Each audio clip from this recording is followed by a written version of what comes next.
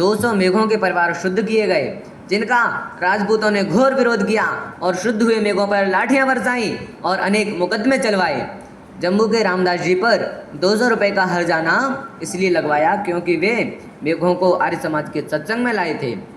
महात्मा नारायण स्वामी जी से किसी ने कहा कि स्वामी जी, मुसलमानों को जब शुद्ध किया जाता है तो उनके मौलाना मौत के फतवे निकाल लेते हैं और धमकियां दी जाती हैं और यहाँ तक कि हत्या तक कर दी जाती है। इस पर महात्मा नारायण स्वामी जी ने कहा कि हम 10-20 आदमियों के सिर पूरी हिंदू जाति के जीवन से अधिक मूल्यवान है क्या? सज्जनों, इस प्रकार आर्यों ने अपने देश के लिए तथा धर्म की रक्षा के लिए अपने अनेक बलिदान कर दिए। तो 13 अप्रैल से एक और महत्वपूर्ण घटनाएं जुड़ी हुई है। जो देखो, भारतीय लोग अंग्रेज़ों का तथा अंग्रेज़ सरकार का किसी भी प्रकार से विरोध न कर सकें, इसलिए अंग्रेज़ों ने 19 मार्च 1919 को रोलेट एक्ट नामक कानून लागू किया। इस कानून के तहत वे किसी भी संदेहास्पद व्यक्ति को गिरफ्तार कर उसे जेल में डाल सकते थे और उसके खिलाफ न कोई अपील, न कोई दलील और न कोई वकील किया जा सकता था। इसलिए भारतीय लोगों ने उस कानून का नाम काला कानून रखा, क्योंकि ये ब्रिटिश सरकार ने भारत में उभर रहे राष्ट्रीय आंदोलन को कुचलने के लिए बनाया गया था ये कानून। इस कानून के तहत वे किसी भी भारतीय को अदालत में बिना मुकदमा चलाए उसे जेल में डाल सकते थे। तो भारतीय लोग इस कानून के विरोध, भारतीय जनसभा में भारी आक्रोश था और इस कानून का विरोध जताने के उद्देश्य से 13 अप्रैल 1919 को जलियांवाले बाग में हजारों की संख्या में स्त्री, पुरुष, बच्चे, बूढ़े, हजारों लोग इकट्ठे हुए। तो इस बात की जनरल डायर को भनक लग गई और वह पूरी तैयारी के साथ अपनी सेना को लेकर वहां पहुंच गया और उसने मुख्य दरवाजे पर सैनिक खड़े कर दिए जिससे कोई बाहर न जा सके, और उसने हजारों की संख्या में उपस्थित भीड़ पर बिना किसी चेतावनी के गोली चलाने का आदेश दे दिया और आदेश पाते ही गोरखा रेजिमेंट ने गोलियां चलानी शुरू कर दी और देखते ही देखते हजारों की हत्या कर दी गई। बचने की कोई गुंजाइश नहीं थी। वहाँ एक कुआं था जिसमें लोग जान बचाने के उद्देश्य से उसमें कूदने लगे और उसमें बहुत सारे लोग कूद गए। इसमें एक के ऊपर एक गिरने की वजह से लोग आपस में ही उनकी हत्या हो गई, उनका बलिदान हो गया। इस प्रकार से कई लोगों ने अपने देश के लिए तथा धर्म की रक्षा के लिए अनेक अपने बलिदान कर दिए।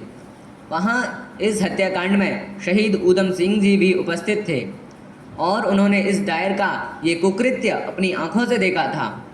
तो वे अनाथालय में रहते थे और वहीं पढ़ते थे।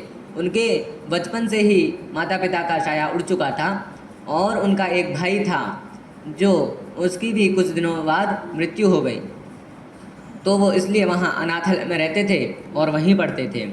शहीद ऊधम सिंह ने जलियांवाले हत्याकांड में जो लोग घायल होकर पड़े थे उन लोगों को अपने आदमियों के साथ पानी पिलाने तथा बचाने का काम किया।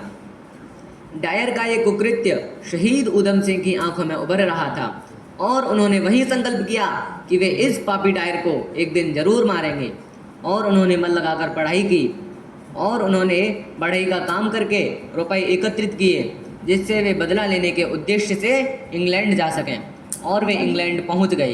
तो उन्होंने भारतीय स्वाधीनता के लिए कार्य करने वाले लोगों के साथ अपनी गहरी मित्रता बढ़ाई और आजीविका के लिए नौकरी की। जलियांवाले हत्याकांड का ये दृश्य उनकी आंखों से अभी तक विस्मृत नहीं हुआ था। और एक दिन कैस्टन हॉल में रॉयल सेंट्रल सोसाइटी और ईस्ट इंडिया एसोसिएशन का संयुक्त अधिवेशन हो रहा था, जिसमें शहीद ऊधम सिंह मोटी किताब के अंदर रिवॉल्वर रखकर आगे बैठ गई। उस किताब को शहीद ऊधम सिंह ने रिवॉल्वर के जैसा काट कर रखा था, तो जिससे किसी को उन पर शक न हो, किसी को कुछ जानकारी न मिले। तो इस प्रकार शहीद ऊधम सिंह रिवॉल्वर रखकर आगे बैठ गए और उसमें माइकलो डायर को भी बुलाया गया था, जिसमें जनरल डायर की एक बीमारी से मृत्यु हो गई थी पहले ही, और जिसमें माइकलो डायर ने भी इस बात को शांत कर दिया था कि उसमें वे अगर जनरल डायर उस समय गोली चलाने का आदेश नहीं देते तो वहाँ पर उपस्थित भीड़ उन्हें ही कुचल देती, इसलिए उन्होंने गोली चलाने का आदेश दिया। ये बात माइकलो डायर ने उनको बचाने के लिए ये बात रखी थी। इन दोनों की साजिश से वहाँ गोलियाँ चलाई और भारतीयों की हत्या कर दी गई थी। इसलिए जनरल डायर की तो पहले ही मृत्यु हो गई थी, पर ये माइकलो डायर एक पापी और बचा था, जिसकी शहीद उधम सिंह ने जिसका बदला लेने के लिए वहाँ आगे बैठ गए थे। और जैसे ही माइकलो डायर को स्टेज पर भाषण देने के लिए बुलाया गया, वैसे ही शहीद उधम सिंह ने एक के बाद एक और 3 गोलियां उस पर माइकलो डायर पर मारी और सारी सभा में भगदड़ मच गई और सब लोग इधर उधर भागने लगे। और चाहते तो शहीद उधम सिंह जी भी भाग जाते, लेकिन वे भागे नहीं और उन्होंने कहा कि मैंने आज जलियांवाले हत्याकांड का बदला लिया है, जिस दुष्ट पापी ने निहत्थे लोगों पर गोलियां चलवाई थी, इसका ही मैंने आज बदला लिया है। मैं भारत की स्वाधीनता के लिए कार्य कर रहा हूँ और भारत से अंग्रेजों का शासन खत्म होना चाहिए। मैं अपने देश को स्वतंत्र देखना चाहता हूँ। तो इस प्रकार शहीद उधम सिंह ने अपने देश तथा धर्म की रक्षा के लिए अपना बलिदान कर दिया।